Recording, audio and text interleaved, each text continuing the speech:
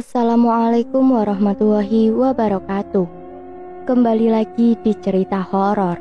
Pada episode kali ini, saya akan membawakan sebuah cerita tentang Di Balik Wajah Manismu. Diangkat dari tweet yang dituliskan oleh @cerita_sisi_kanan.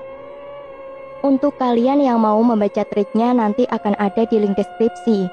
Dan tanpa basa-basi lagi, langsung saja kita masuk ke ceritanya.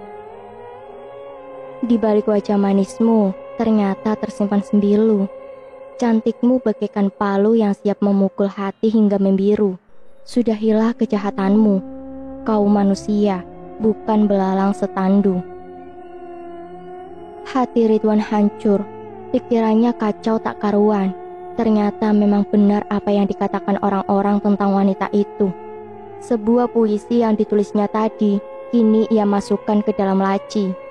Sebuah puisi yang dihiasi tetesan darah dari sayatan jari tangannya. Ridwan pun duduk di ruang tengah dan meneleponku. Dar, ternyata benar selama ini apa yang kau katakan.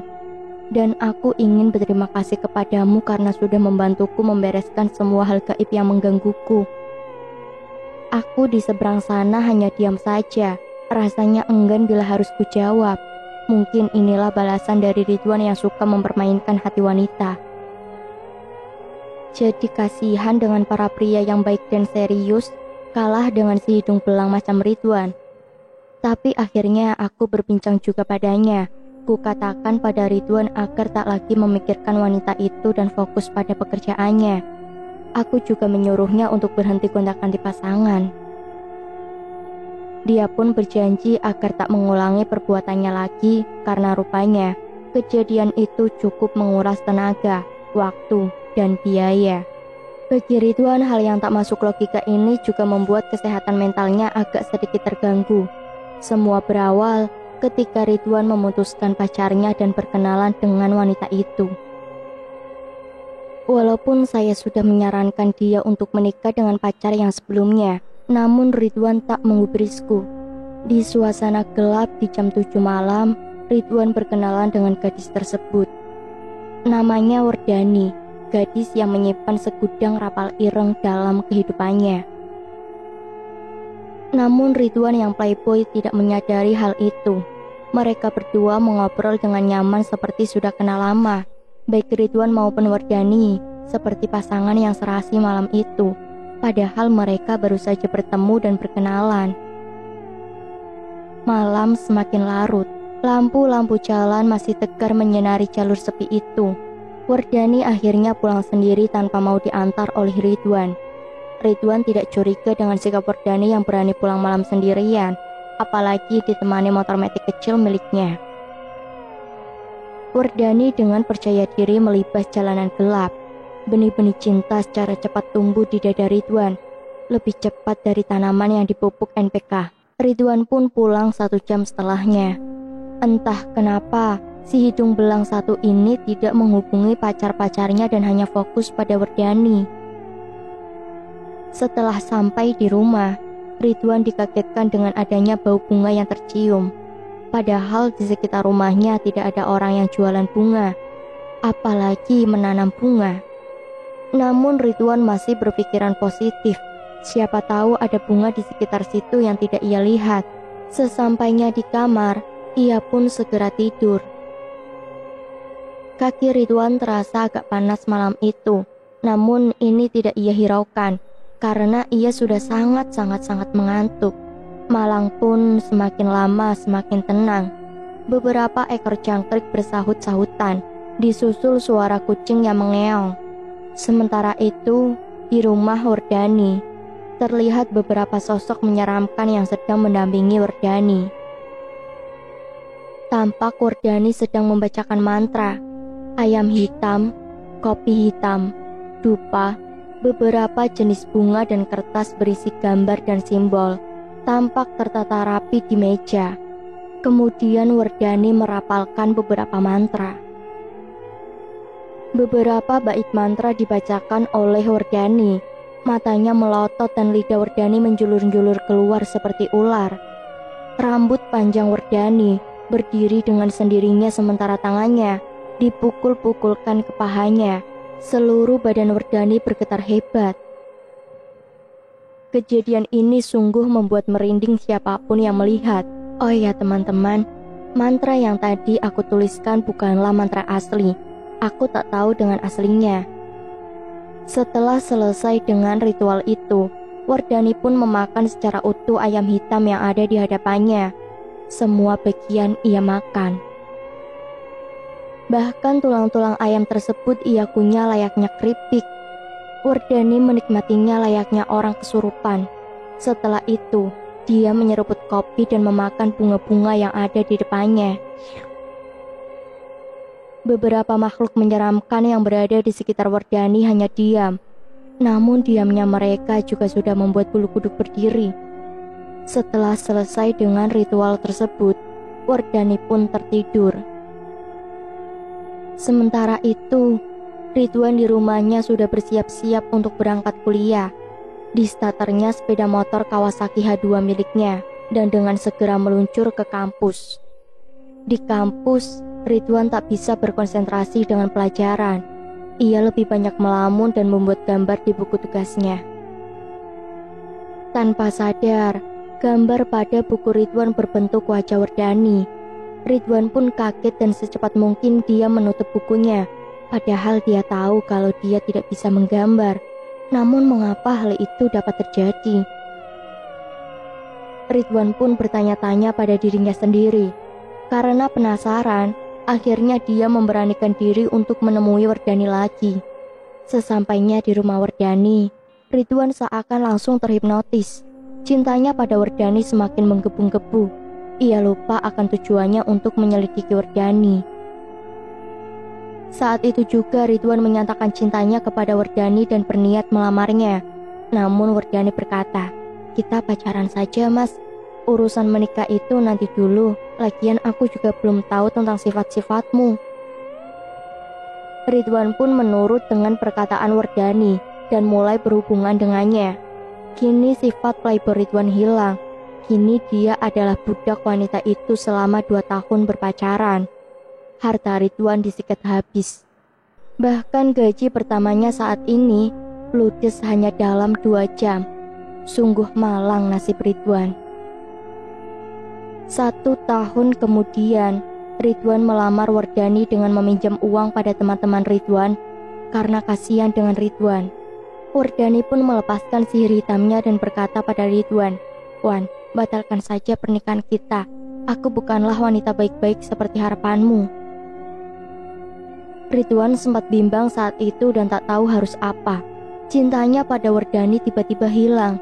Tapi akhirnya Ridwan bersedia menikah dengan Wardani. "Nggak apa-apa Werda, semua orang juga pernah berbuat dosa. Kita perbaiki sama-sama ya kesalahan kita dulu," kata Ridwan sang mantan buaya darat itu. Wardani pun dengan tulus ingin melepas rapal ireng yang ada pada tubuhnya. Namun kau tahu kan bahwa rapal ireng sangat susah untuk dilepaskan dan cenderung memakan korban. Maka saat inilah konsekuensi dari rapal ireng tersebut dimulai. Konsekuensi pada Wardani. Malam setelah proses lamaran tersebut berlangsung, makhluk dengan jari-jari panjang langsung mendatangi Wardani. Jari-jarinya yang panjang tampak menyeramkan. Jari-jari panjang itu diseretnya perlahan dan mendekati Wardani yang sedang tidur. Jari-jari itu panjang, hitam legam dan sampai menyentuh lantai, dan wajar apabila berbunyi ketika diseret. Lalu dililitkannya jari-jari tersebut dan Wardani pun terbangun dengan keadaan melotot. Saat Wardani terbangun, dia pun langsung refleks membaca mantra dan mengusir makhluk itu. Memang makhluk itu sempat melepaskan cengkramannya, namun makhluk berjari panjang ini tertawa. Wardani pun heran, biasanya mantra ini ampuh untuk menundukkan makhluk halus, namun kali ini makhluk halusnya hanya tertawa. Sejenak kemudian Wardani tersadar kalau mantranya ini tidak bekerja. Maka Raja Demit yang dia ajak kerjasama itu sedang murka. Dan benar saja, 5 menit kemudian datanglah Sang Raja Demit. Sang Raja Demit dengan mahkotanya yang mengkilat dan baju kulit ular menghampiri Wardani dan berkata, "Kau pikir setelah kau menjual jiwamu padaku, kau mau lepas begitu saja? Jika kau menikah dengan Ridwan, maka seluruh keluarga Ridwan dan keluargamu akan aku teror." Begitulah kata Sang Raja Demit. Wardani pun memohon agar hal tersebut tidak terjadi.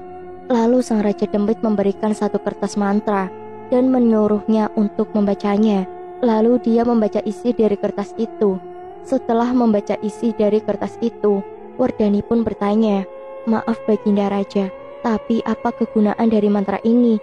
Kata Wardani, "Mantra ini adalah mantra khusus untuk tumbal. Jadi Ridwan dan dua keluarganya akan mati mengenaskan di tanganku." Kata Sang Raja Demit. Ternyata benar, keluarga Ridwan terkena teror setelahnya. Teror ini dimulai dari Ibu Ridwan. Malam itu Ibu Ridwan tertidur di kamarnya. Lalu tiba-tiba angin berhembus kencang di dalam kamar Ibu Ridwan. Peristiwa aneh ini sontak membuat beliau terbangun. Beliau pun melihat sosok tinggi besar yang berada di kamar beliau. Sontak saja beliau berteriak.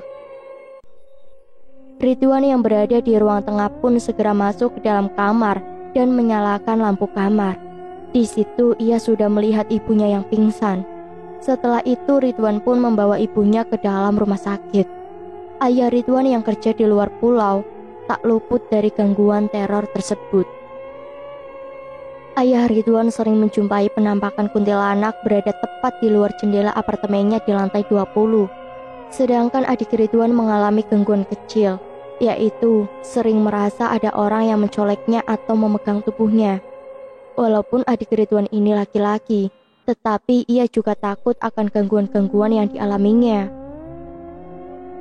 Gangguan paling ekstrim tentunya dialami oleh Ridwan. Pada suatu malam, ia bermimpi didatangi oleh sosok kekar dan tinggi. Lalu sosok tersebut menyeret Ridwan ke dalam suatu tempat yang gelap, dan Ridwan disiksa di sana. Mulai dari dipukul, ditusuk, serta dikuliti hidup-hidup, Ridwan pun merasakan seakan mimpinya ini nyata, karena Ridwan juga merasakan rasa sakit yang amat sangat. Setelah bangun tidur pun, di beberapa bagian tubuh Ridwan muncul luka memar yang cukup parah. Karena Ridwan tidak ingin terjadi sesuatu padanya, maka dia pun meneleponku. Langsung saja aku bergegas ke rumah Ridwan. Di sana prosesi ruqyah pun berlangsung. Setelah semua selesai, tidak lupa aku membacakan ayat kursi 11 kali di setiap ruangan dan sudut rumah. Aku pun berdoa agar keluarga Ridwan tidak menjadi korban keganasan dari Wardani dan Sang Raja Demit. 1 bulan setelahnya, tiba-tiba Wardani menghilang. Namun dia meninggalkan banyak pesan di line chat dan menceritakan seluruh keburukannya pada Ridwan. Ridwan pun kaget atas pengakuan Wardani. Tak disangka, wanita yang dicintainya itu tega berbuat seperti itu. Ridwan yang sudah terlanjur cinta pun mau memaafkan Wardani dan memohon agar Wardani mau meneruskan pernikahan mereka. Namun Wardani menolak. Keesokan harinya, Wardani pun menghilang di telan dinginnya malam. Hujan gerimis seakan menyembunyikan iblis wanita tersebut.